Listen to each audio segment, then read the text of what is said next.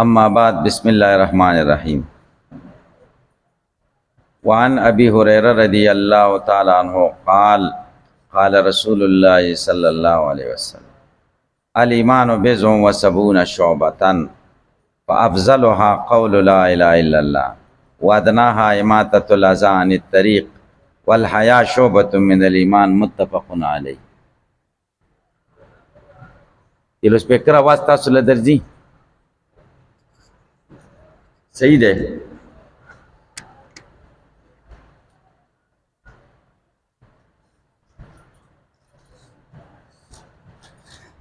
څوک پې پوهېږي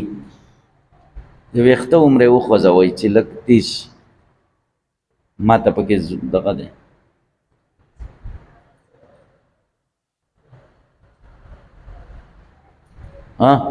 صحیح شي، بس صحیح شي، صحیح شي.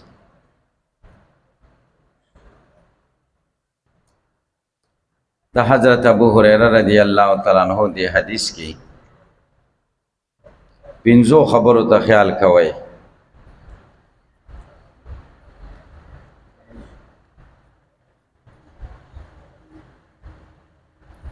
دې ته عناوین د بحث وای، عنوانونه. دې کې فایده دا د اجمال او تفصیل کې چې طالب العلم نه خبره نه ورکي،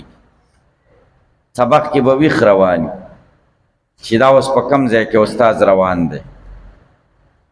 دې ترتیب کې دقه فایده ای، تاسې توجه کوئ. اول بحث احوال د راوي د حدیث شریف.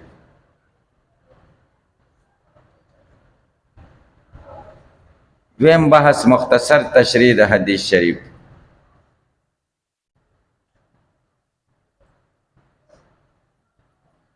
دریم بحث ما هو المقصود من الحدیث،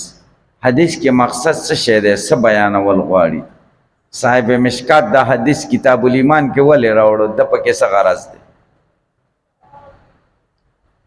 څلورم بحث حل د الفاظ مفرده او اعتراضات او جوابات.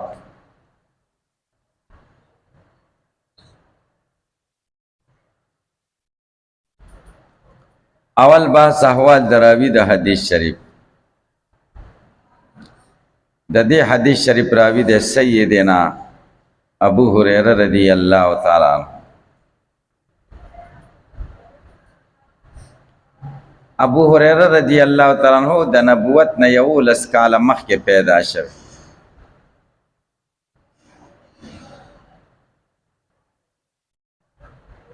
او د هجرت په 9 کال د خیبر د فتح په موقع اسلام راوړی. د یمن د دوس قبیله سره تعلق د دوسی ورته وای، دوس مسافرو. نو اصحاب صفه کې نبی علیہ السلام داخل کا. اصحاب صفه مسافر طالبانو مسجد نبوی کې اوسېدل. صفه چبوتره وه، صفه اوس هم شته. د مسجد نبوي قبله بیت المقدس طرف ته وه. بیا چې د بیت المقدس نه کعبې ته قبله شوه، داسې قبله وه، بیا داسې شوه. نو چې داسې راتاو شو هلته لږ ځای پاتې شي، هغه ځای کې صفه جوړه کړه، چبوتره. په هغې کې به دا مسافر طالبان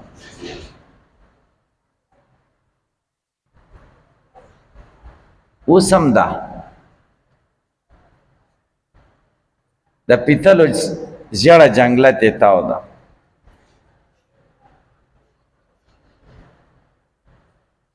اوس خو څوک نه پرېږدي چې اوس ریاض الجنت ته څوک ځي نو اجازت باخلي، موبایل کې څه سسټم دی هغې کې به نمبر علی. پخوا به مازی پخوا به هر سړی ورتلی شو، عوامو له خو دا پته نه وي، هغوی خو د دې پروا نه کوي ځکه پته ورته نه. 2013 کې زه تللی وم، مازدیګر نه وروسته هلته د مازدیګر مونځ ډېر وختي، د ماښام او د مازدیګر په منځ کې ډېره فاصله وي. مازدیګر نه وروسته به زه صفې ته لاړم، لږ انتظار به مې وکړ نو ځای به خالي سي کې به ناستم ماښامه پورې د نورو ملکونو علما دا خلق به و که نه یعنی نورانی چهرې به وي سړي ته پته لګېده چې دا علما دي دا به صفه کې ریاض الجنت ته به نه تلل صفه کې به ناست یا به یو بل نه حدیث اورېده سبق کتاب به ورته نیولی او بل به ورته حدیث ویلې صفه کې هغه زوړ معمولي جاري سات دې صفه کې طالبان څومره وو د نبی علیه السلام زمانه کې 400 طالبان وو پکې کله به کم شو اویاو ته به راورسېده کم نه کم به اویاو زیات نه زیات به 400 په دې مستقل کتابونه لیکل شوي دي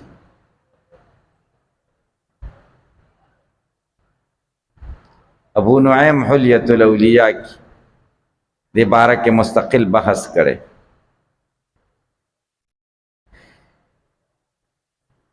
طبقات ابن سعد دا د تاریخ یو بهترین کتاب دی د صحابه او د تابعین حالات دی پکې او د راویانو د حدیث هغه پورا نمونه د دوی ذکر کړی دي اصحاب صفه نو ابو هريره رضی الله عنه په اصحاب صفه کې شامل شو طالبانو سره به کم تا اصحاب صفه کې به کم طالب العلم وعده وکړو هغه به د مدرسې نه ووتو بس کور به سکم یا ډېر داسې و چې مکه کې به کور و هجرت به کړی او نو همدلته به اوسېده چې مکې نه به کور راغی بس د مدرسې نه به ووتو خپل کور کې به اوسې عبدالله ابن عمر هم پکې و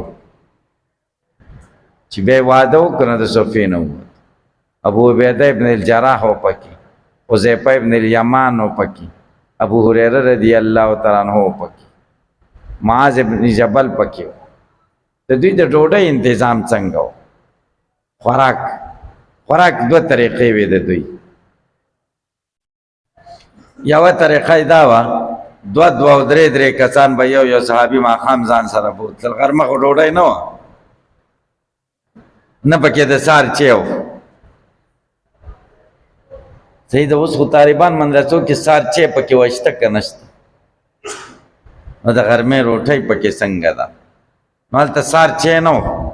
او د غرمې ډوډۍ هم نه وه ځکه خلک به خپلو کارونو پسې ورک کړو ماښام به راله دوه به یوه بوتله دوه به بل بوتله درې به بل بوتله مالداره پکې و لس او شل به بوتله چې کوم به پاتې شو هغه به نبي علیه السلام ځان سره بوتله یوه دا طریقه وه دویمه د ډوډۍ طریقه یې دا وه نبي علیه السلام صحابو ته ویل هر سړی به کجوري راوړي یو پړی را ځوړند کړی و پړی او بس د کجورو دغه به وږي به یې راوړل او پړي کې به یې را ځوړندول هر سړي په پړي کې به یې را ځوړل معاذ ابن جبل د لنګر د مطبخ نگرانو دا به ماښام له دوه او درې او پنځه چې څومره به وي دا کجورې به په معاذ ابن جبل په دې اصحاب صفو تقسیمولې دا یې خوراک کوه یو ځل یو صحابي خراب کجورې راوړې وې خو کمزورې وې نبي علیه السلام داسې په امسا وهلې وایي په دې جنت ګټي دا خو ښه شی راوړل پکار دي دا خو د الله میلمانه دي د هغې د ډوډۍ او د خوراک کله به لوږې رالې ابو هریره رضی الله تعالی عنہ فرمایي یو ځلې په موږ دومره ما باندې دومره ولږه راغله چې زه په مانځه کې پرېوتم بېهوشه شو بار نه خلک میلمانه راغلي وفود به راتلل مسلمانان کېدل وایي زما په دې مرۍ یوه خپه کېښوده زور یې وایي هغه ویل چې په ده میرګي راغلي دي او د میرګو علاج دی چې دلته په مرۍ هغوی ویلې چې خپه ورته کېدې نو بیا ټیک کېږي او په ما میرګي نه و لوږه وه اسم نو تاسې په خبره پوه شئ و یو ځلې راووتم ډېر وږی وم 3 ورځې مې معدې ته خېټې ته هېڅ خوراک نه و تللی د مرۍ نه مې اسم نه و تېر کړی وایي ابوبکر ما ویلې که څوک راشي راته ووایي چې را سره لاړ شه ډو خوراک وایي ابوبکر صدیق راووتو ما دې روایت تپوس وکړو چې د دې په مطلب نه پوهېږم زما مطلب آیت نه و ما ویلې که دی راته ست وکړي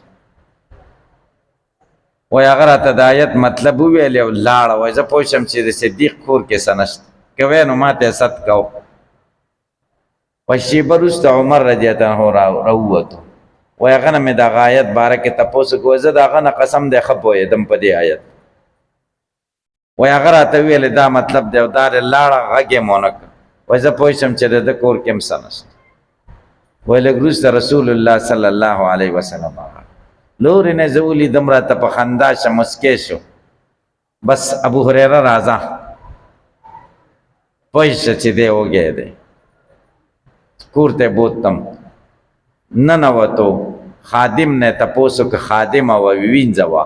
هغې نه تپوس وکړه چې کور کې څه شته که نشته هغې ورته یو کټوری پی دي کټوری پېژنئ کټوری دا دغه نه منګي د کودړي نه چې جوړي بس دا پی وي دا پی د نور هېڅ هم نشته نبي کریم صلی الله علیه وسلم ویل ابو هریره ورشه اصحاب صفه ټول راوله چې زه زړه کې ډېر خفه شوم چې یو کټوری خو زما هم نه کافي کېږي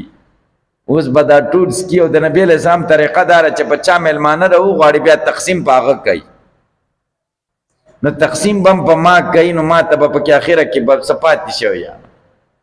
دا د نبي علیه السلام معجزه وه او یا کسان وایي ټول مې راوغوښته وایي ما ته وایي چې اباهر د ډېرې مینه راته وایي اباهر دا پې تقسیم کوي یو له مې ورکول بیا به ورته نبي علیه السلام ویل چې نور هم وڅښه بیا به مې بل له ورکړو بل له همدا کټوری دی ګرځو مې په ټولو او یا واڼه ماڼه شو بیا ما ته ویلې چې ابو هریره کښېنه ما چې وڅښه ما وڅښلې بیا یې راته چې بیا وڅښه نورې ما نورې وڅښلې بیا یې راته چې نورې بیا ما ته وایي چې بس اوس موړ شوې ما ورته چې آو کټوری مه قشان ډک و بیا رسول الله صلی الله علیه وسلم راواخېسته بسم الله یې ویلې خپله یې وڅښلې ټولو کې اخره کې دا معجزه ده کثرت د طعام الله تعالی لږ شی چې کوم دی ډېر که نو د نبي کریم صلی الله علیه وسلم معجزاتو کې مختلفې معجزې دي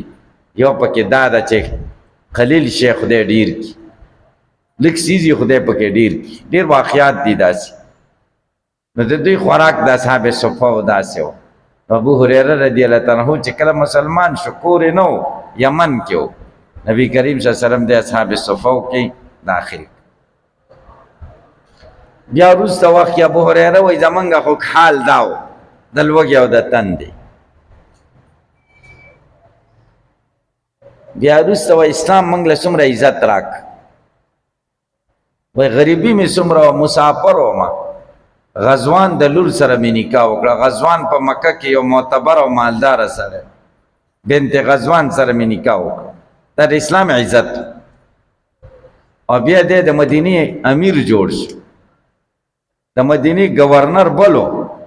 چې هغه به نه و نو دی به خپل جانشین مقرر کړ نایب و د مدینې ده به د غره نه خشاک کور له راوړل په څاروي خشاک یې بار کړي دي او په څاروي زور دی او بازار کې اوازونه کوي امیر له لاره پرېږدئ امیر لم لاره بنده کړې ده چاته تپوس کې چې دا ولې کې وایي زه دا د نفس د وجې نه کوم چې نفس مې کنټرول شي ځکه نفس خو مې دا وایي چې خشاک به بل چا راوړه که نه امیري نو دا اوازونه کوم امیر له لاره پرېږدي دا نفس مې کنټرول یا جزیره کې راشي داسې پې پوه شي نو حضرت ابو هریره رضی الله عنه دا حدیث روایت د نبی علیه السلام سره ملازمه اختیار کړه سفر او حضر کې ورسره ملګری نبی علیه السلام دته د حافظې په مضبوطیا دعا وکړه خدای د حافظه مضبوطه کړي د باندې چا اعتراض وکړو چې مونږ د نبی علیه السلام سره دومره ډېر وخت تېر کړو تا خو ورسره لږ وخت تېر کړو 2.5-3 کاله دې ورسره تېر کړو دومره حدیث دې ترې وایي نو دی وایي انصار په پټو ته لاړل پټي به یې سنبالول او باغونه او مهاجرین صحابه به لاړل بازار کې به تجارتونه کول خرید او فروخت او د ابو هریره خو بل کار نه و د حدیثو نه بغیر او د ما بل کار نه و ټول ځان مې دې له وقف کړی یو او دویمه وجه دا د یو ځلې مې نبي علیه السلام ته شکایت وکړه چې حدیث رانه هېرېږي نبي علیه السلام یې څادر خور کړه څادر مې خور کړه نبي علیه السلام پکې سوي ویلې او راغونډې کړه ما ته یې سینې پورې کېده هغه صادر مې سینې پورې مضبوط کوی د هغې نه وروسته بیا ما نه یوه خبر هم نه هېرېږي.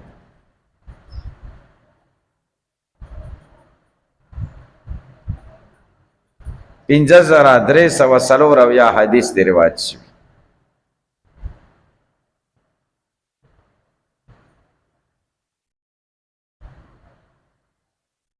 دومره حدیث بل صحابی نه دی روایت شوی.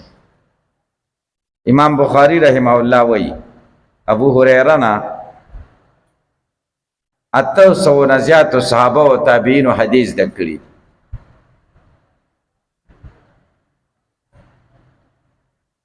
د ابو هریره اصلي نوم سو دې کې ډېر اختلاف دی د محدثین، تقریبا 15 اقوال دي پکې. امام نووي وایي اصح قول دا دی چې اسلامي نوم یې عبدالرحمن ابن سخر دی او جاهلي نوم یې عبد شمس یا عبد عمر دی. کنیت پې غالبه شوی ابو هریره، اصلي نوم یې د خلکو نه هیر کړی. ابو هریره ورته ولې وایي؟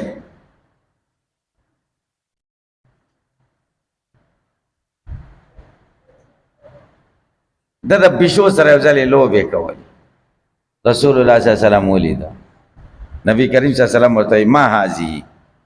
دی ورته وایي هراتون پیشو ده. نبی صلی الله علیه وسلم ورته وایي یا ابا هریره، ای د پیشو پلاره، به دا نوم پې سم ونښته ابو هریره شه. په لفظ د ابو هریره کې نحوي تحقیق د قیاس تقاضا خدا د چې ابو هریره عن ابي هریرتی ووایو. څه ووایو؟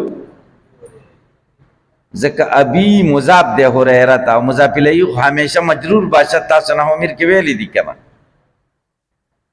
صحیح ده، پې پوه شئ. قیاس تقاضا دا ده چې دا د مجرور ویل شي، او دا د یو جماعت مسلک هم دی. لیکن د جمهور محدثینو مسلک دا دی چې ابو هریره غیر منصرف. دو سبب پکې دي د اسبابو د منع صرف نه، یو پکې ترکیب دی او یو پکې عالمیت. غیر منصرف شي، او غیر منصرف خو کسره نه راځي. اوس د ابو هریره دوه حالت دي د لفظ د ابو هریره. یو مخکنی حالت دی ترکیب نه وړاندې، یو د ترکیب نه بعد. نو په لفظ د اب باندې اعرابات ثلاثه جاری کیږي. جانی ابو هریره، رایت ابا هریره، مررت بی هریره. په لفظ د اب باندې درې واړه جاری کیږي اصل تک چې قتل شوي دي. او چې ترکیب ته وکتلی شي نو بیا په هریره په تا باندې کسره نه راځي ځکه غیر منصرف. لکه دواړو حالتو خیال پکې ساتل شوی. ابتدایي حال خیال پکې ساتل شوی دی، نو په اب باندې اعرابات ثلاثه جاری کړي. او د وروسته حال خیال ساتل شوی دی، نو وروسته خو بیا غیر منصرف دی، نو ترکیب دغه پې نشته، کسره پې نه راځي که نه، نو بیا به ابو هریرتې نه وایي.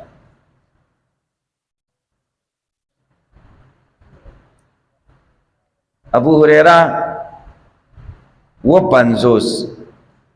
هجری کې وفات شوی دی.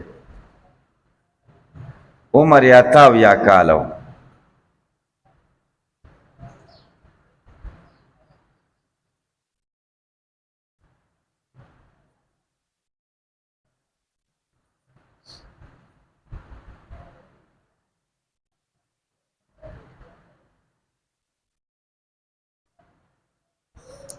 دویم بحث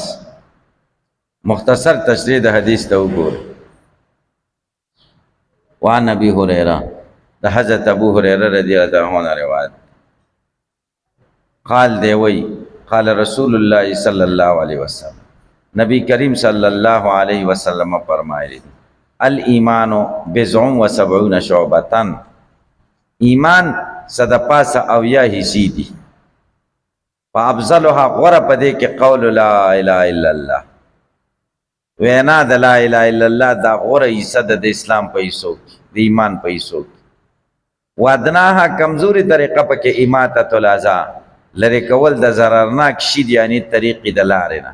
لارې کې کاڼي یا د کیلو پوستکې وغیره پروتي څوک پکې ونه خویږي تی لرې کې دا کمه شعبه د ایمان والحیاء شعبة من الایمان او حیا یوه څانګه ده د ایمان یوه حصه ده متفقون علیه څلور جملې دي دې حدیث کې اوله جمله الایمان مبتدا ده بضع و سبعون عدد مبهم ممیز شعبتن تمیز ممیز سره تمیز نه خبر د مبتدا سره د خبر نه جمله اسمی افضلها پاتې افضلها دا مبتدا شو قول لا اله الا الله دا خبر شو دو جملې وادناها مبتدا دا اماتة الاذى عن الطريق دا خبر ده درې جملې شي والحیاء شعبة من الایمان من الایمان دا صفت د شعبتون ده شعبة کائنة من الایمان موصوف سره د صفت نه خبر د الحیاء ده مترا سره د خبر نه جمله اسمیه خبریه شو الکه تاسو په پوښتئ اوله جمله کې دا چې ایمان او یا سره پاس او یا حصي دیمه جمله کې دا چې په دی او یا حصو کې غوره کما یا واده دریمه جمله کې دا چې کمزوري حصہ پکې کما ده او په څلورمه جمله کې یو مثال ذکر کړي د دې حصو یو مهمه حصہ بیانې چې هغه حیا ده حیا د ایمان یو بهترینا معتبره څانګه او حصہ ده دریم باس ما هو المقصود من الحديث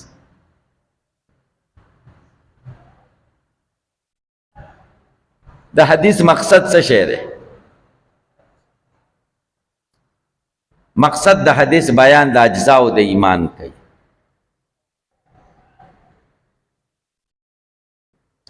غرض پس د صاحب مشکات په ایراد د حدیث په کتاب الایمان کې څه دی کتاب الایمان کې دا حدیث راوړو مقصد یې پکې څه مقصد پکې دا دی چې دا ثابتوي چې ایمان ذو اجزا دی ځکه چې پاس او یا ایسیش او هر ذو اجزا مرکبی او هر مرکب یزید و ینقص فالایمان یزید و ینقص نو غرض رد دی په مرجع او متکلمینو چې هغه ایمان بسیط ګڼي قابل د زیادت او د نقصان نه ګڼي نو دا غرض دی صاحب مشکات د حدیث کتاب الایمان کې ذکر راوړو چې په دې دوه ډلو رد کی الکه په پوښي تاسو د متکلمین د طرفه جواب کولای شئ مرجئه موږ څه کوو هغه خپل کار کوي متکلمین د طرفه موږ جواب کوو چې ایمان یو مطلق ایمان دی یو ایمان په درجه د کمال کې دی موږ چې خبره کوو چې زیادت او نقصان پکې نه راځي هغه نفس ایمان یادو مطلق ایمان او تاسو چې وایي چې زیادت او نقصان پکې راځي هغه ایمان په درجه د کمال کې دی نو دین خو موږ هم نه یو منکر کنه موږ هم وایي چې هغه ایمان چې په درجه د کمال کې آی کې زیادت او نقصان راځي کنه پوه نه شئ پې نفس ایمان تصدیق ته وایي او تصدیق کیپ دی کیپ او کیپ کې زیادت او نقصان نه کیفیت دا نه موصوفیږي په څه سره زیادت او نقصان سره لکه په پوه نه شئ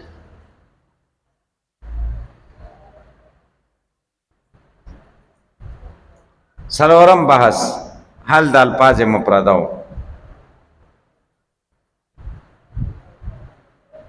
بضع ټوټې ته وایي الایمان بضع و سبعون او حصې ته وایي مجهولې حصې ته لکه نیب څه د پاسه نیب و سبعون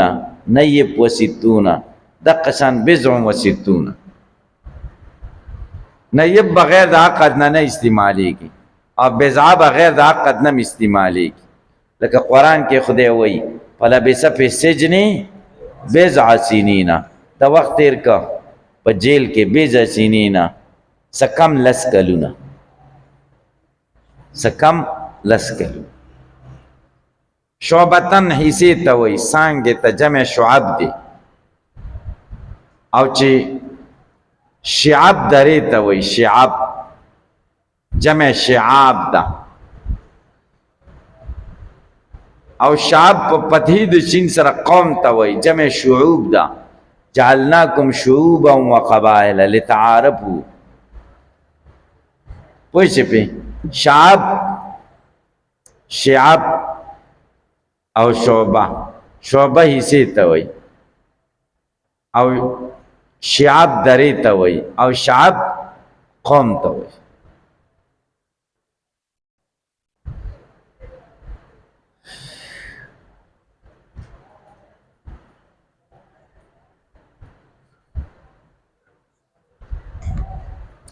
حیا د باب سمیام نه مصدر دی. حیا یحیا حیاءن، حیا تغییر او انکسار ته وایي. حیا په لغت کې تغییر او انکسار ته وایي. یو ناکاره کار کې او څوک دی ویني نو داسې ګډوډ شي، دې ګډوډ کېدو ته څه وایي؟ حیا ورته. دا یې لغوي معنا شو. تعریف د حیا: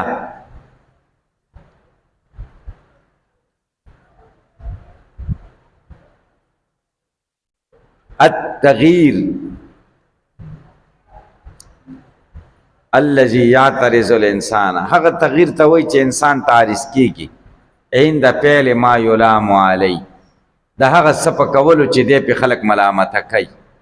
هغه څه چې دی پې خلک ملامته کوي هغه وکړي نو دکې یو تغییر او انکسار راشي، یو خرابه شي که نه، داسې ګډوډ شي. لکه د لارې په سر اودس ماتول، دا حیا طبیعي ده.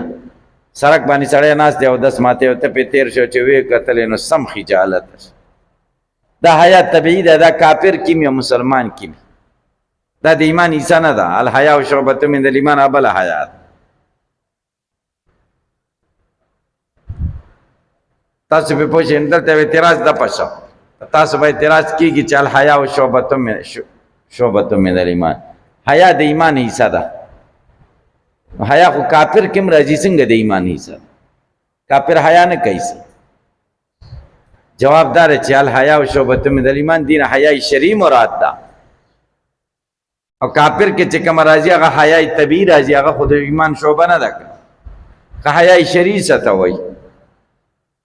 هي الحالة المتولده فی الانسان، دا حالت ده چې انسان کې پیدا شي بعد النظر الى آلاء الله تعالی الغیر المتناهیه، چې د خدای غیر متناهی انعاماتو ته وګوري و تقصیراته الکثیره، خپلو ډېرو کوتاهیانو ته وګوري نو سړی سوچ وکړي نو حیا ورشي. دا زه څه کوم او زما رب څه کوي، دې ته حیا شرعي وایي. هي الحالة المتولده فی الانسان، دا هغه حالت دی چې انسان کې پیدا شي بعد النظر پس د کتونه الى آلاء الله تعالی الغیر المتناهیه، د خدای غیر متناهی انعاماتو ته وګوري و تقصیراته الکثیره، او خپلو ډېرو ګناهونو ته وګوري او یو کیفیت پکې پیدا شي، دې ته حیا شرعي وایي.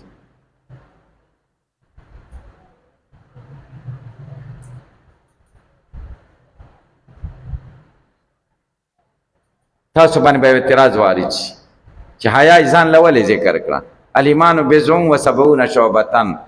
څه د پاسه اویا حصې د ایمان، نو حیا پکې راله که نه؟ والحیا شعبة من الایمان، دا جدا ولې ذکر کړه؟ تاسو به جواب وکړئ. حیا ملاک د ټولو حسناتو دی، بنیاد د ټولو حسناتو دی، او جامع د ابوابو د خیر ده. د خیر چې څومره کارونه دي دا د حیا د وجې نه کېږي، او حیا چې چا کې نه وي هغه د هر قسمه خیر نه محرومي. بې حیا سړی د هر خیر نه محرومي. ځکه تاسو ویلي اضافاتک الحیا ففعل ما شئت، چې حیا درنه لاړه بیا چې څه کې هغه کوه. دا جامع خلک د حیا د وجې نه اچوي که نه، چې حیا نه یو دی ګرمۍ کې خولې در باندې را رواني، بیا به سړی ایسته وغورځوي که نه، همداسې بربنډ به ګرځي، خولې به پې هم نه راځي، یخه یخه هوا به پې لګي. خو دا څه له اچوي؟ حیا د وجې نه. اضافاتک الحیا ففعل ما شئت.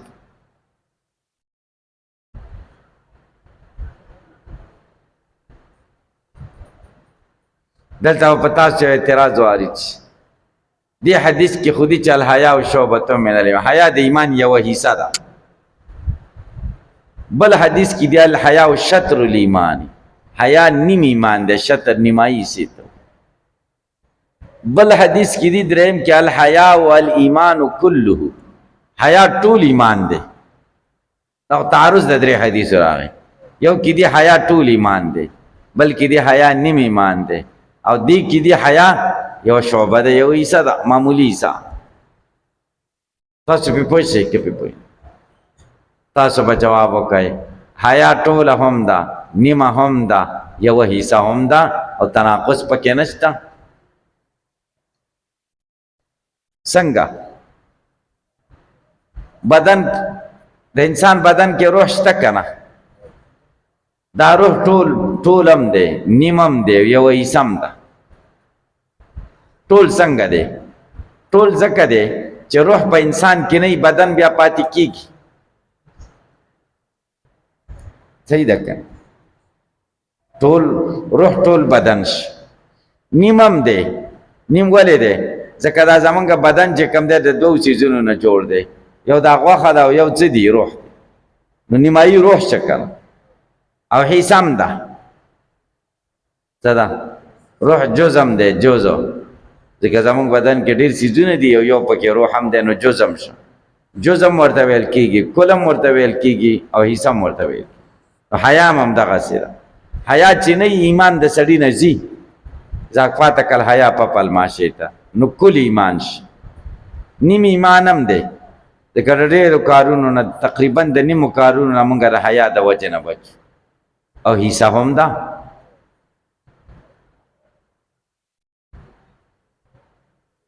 دویم اعتراض حیا خو یو طبیعي شی دی او ایمان خو نوم د امور اختیاریو دی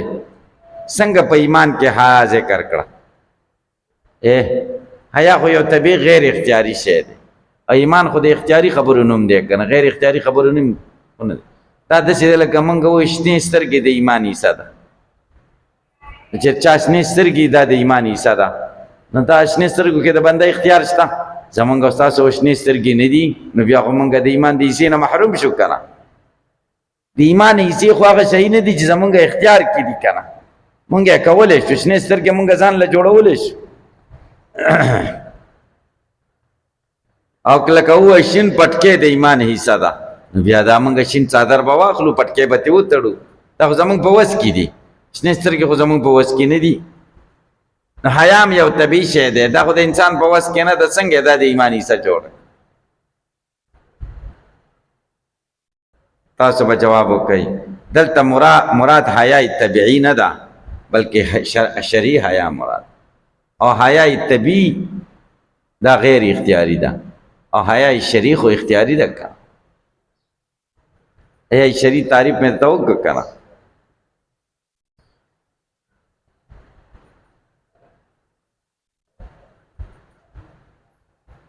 هلکه تاسو پوه نه شئ که دلته حدیث کې څنګه دي الایمانو بضع و سبعون شعبة څه د پاسه اویا حصې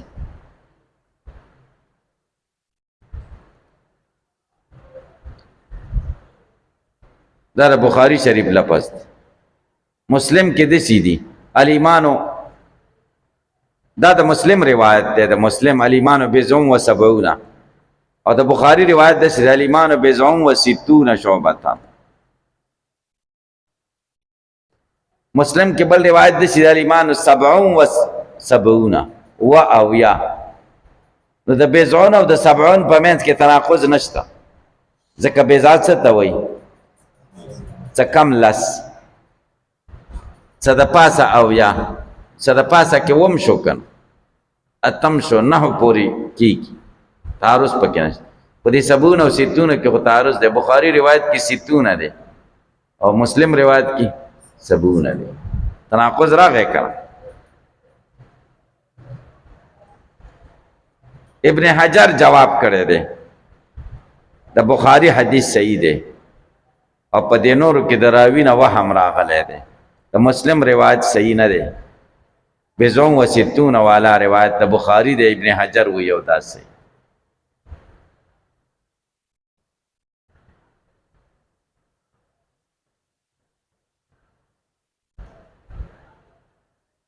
دویم جواب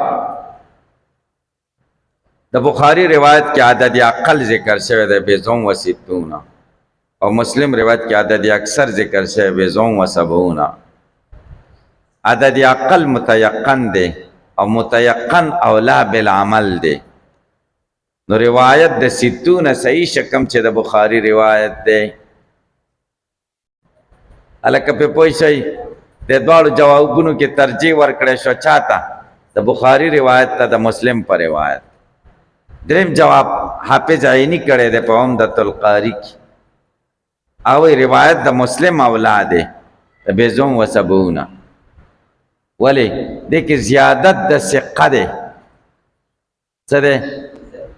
او زیادت د ثقه معتبر دی. تاسو بشری نخبه کې راشي دی کې ثقه راوي زیادت کړی دی او زیادت د ثقه معتبر دی.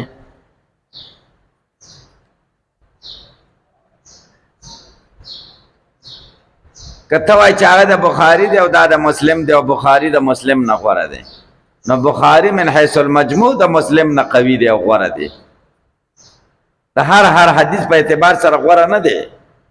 ډیر حدیثونه دي چې مسلم کې هغه د بخاری نه غوره دي.